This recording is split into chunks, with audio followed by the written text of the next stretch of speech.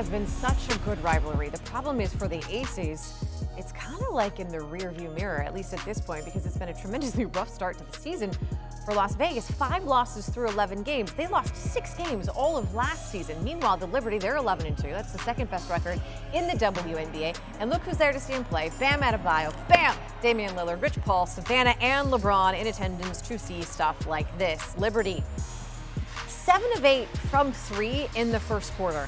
That is the highest 3-point field goal percentage in the first quarter this season. Do the math, it's 88%. They also were 3 of 3 on Sabrina Ionescu passes. The Liberty were up 8 after 1. 2 minutes to play in the second. Aces down 4. Asia Wilson to Kelsey Plum. There's contact and 1 for a 1-point game. Now Asia Wilson finds Plum again. That's a 3. Plum had 14 points.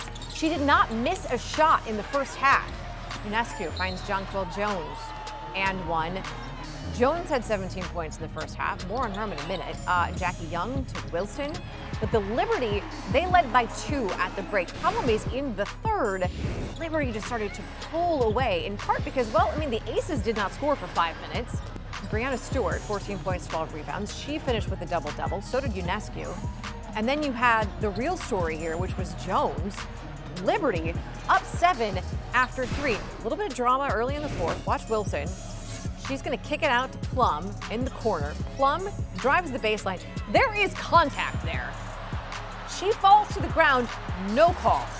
She's still on the ground, so New York is on a 5-on-4, which leads to a wide open 3. Again, because Plum's not even the shot. There she is. Obviously, there is contact by Lainey Hamilton there. Becky Hammon is furious when she sees the replay, but again, nothing changes. So here we are, fourth quarter, Liberty now up 15, and Jones for 3. She had a career-high 34, and the Liberty, they win this one 90-82. I think we just rely on each other, you know. It's the next man up, you know, and I think we've done that very well, and we've taken it one game at a time. We came together and we knew how special we could be, but it's taken some time to build our chemistry. And, you know, last year we did a lot of great things. We understand that we can take it to another level, and that's what we want to do this year. I put myself out there on the front because I don't want my teammates, here I go about to cry, because I love them so much. It's hard. It's really, really hard. And I don't even know why I'm crying. But I love my teammates so much that I will take any hit from them. Good, bad, ugly. I'm going to go out there and I'm going to try to be the best. I get y'all saying best player in the world. That's great. It looks great. But I want to be the best person. I want to be the best teammate because that's how I get the best out of my team. So when it comes to wins, losses, when I tell you I break this game down piece by piece, because I want to be great for you guys, no offense, but I want to be great for my team. I want to be great for this franchise. I believe that's what you call leadership. This is the 5th time the Aces have allowed 90 or more points in a game this season. The only team to have allowed more, that would be the 2nd worst in the league, Fever. For more, here's the Countdown crew. Thanks, SportsCenter. Welcome in from our Seaport studios here in New York. I'm Elle Duncan alongside my girls. Emphasis on W. Chiney, Ogwumike, Andraya, Carter. Round 1 of the finals rematch goes the Liberty way.